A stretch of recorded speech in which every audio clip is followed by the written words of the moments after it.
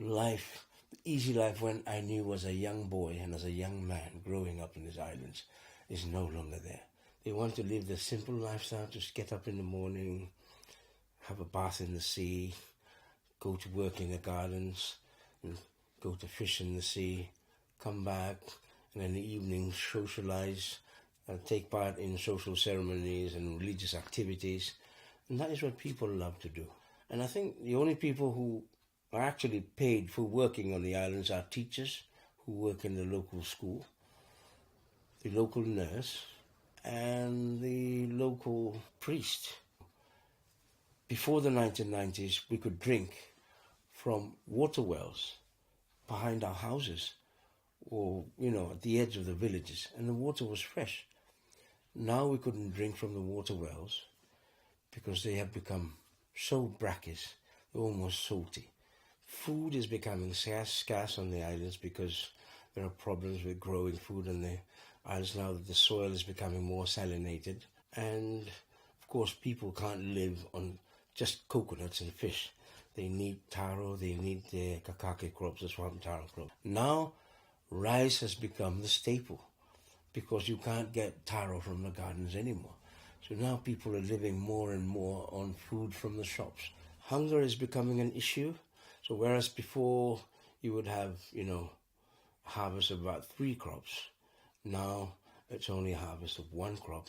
And even that 1 crop is not even good quality. It's backward. You would have crops left for about 6 months to a year before you harvest them. And when you do, the bottoms of the crops would be rotting.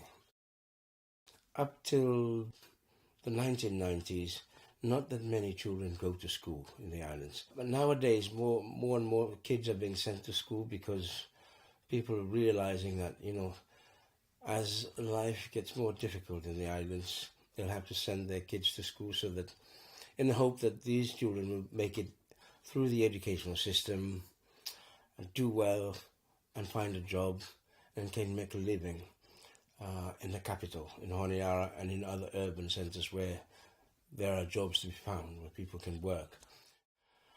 So life that people used to know, life that they are used to, it's becoming something of the past. My grandmother grew up in the village. It was a thriving and vibrant village then. So I went in 2009, actually, the first time I went back to the islands.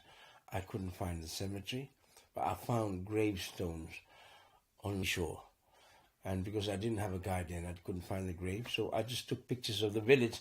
And there were only 11 houses at the time left of a village of about more than 50 houses. So I went back in 2014, just about 2 years ago. And all the houses were completely gone. The original 50 to 11, and now when I went back in 2014, just 2 houses and the church remaining. All of the houses were washed into the sea.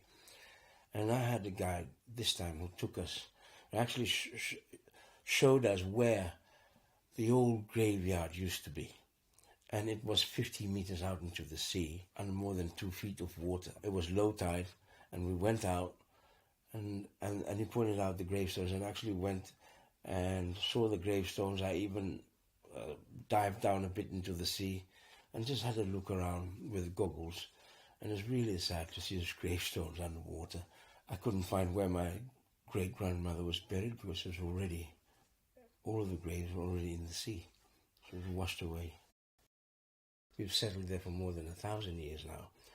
And the prospect of having to move out from the islands and then to settle somewhere else, that is strange to us. There's a real danger that, as a people, the Ontong Javanese people will be absorbed by the greater culture around them. They will lose their identity, living amongst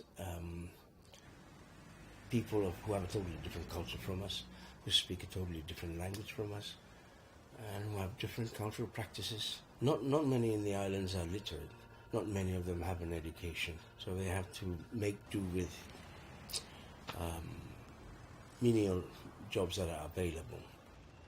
We want to be settled in one place, but then we can continue to speak our language in a new place of domicile.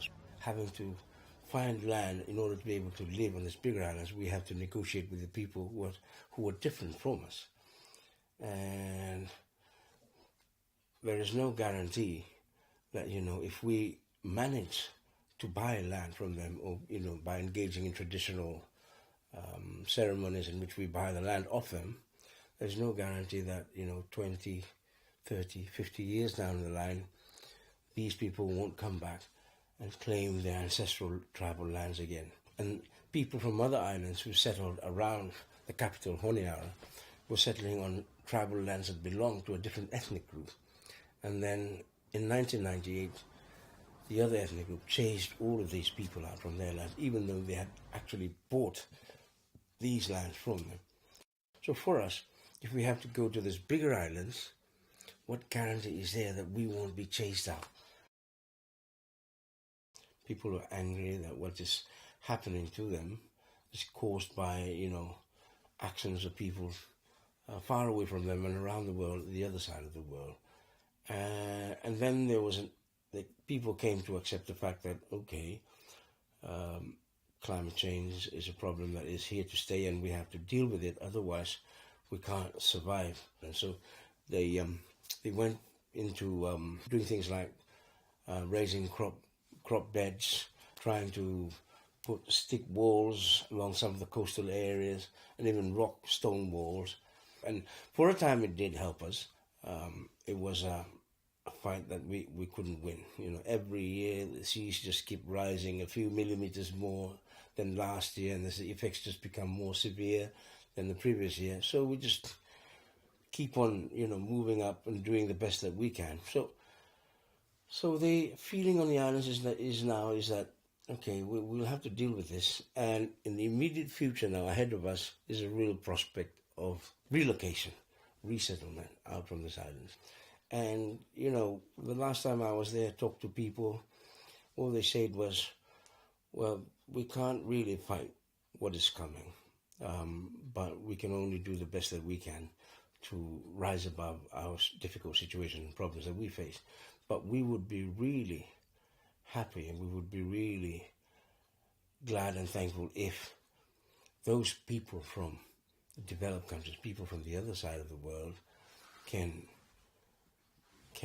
help to spread the message about the destructive effects of climate change that is affecting us, and in a way, be responsible in the way that their lifestyle that they live, because what they're doing out there is causing all of these problems. So be more responsible in their lifestyle, be more conscious of their energy consumption. That is like getting on board with us and helping us with the little things that we try to do. Whatever people do for them in a small way, they would be grateful for that.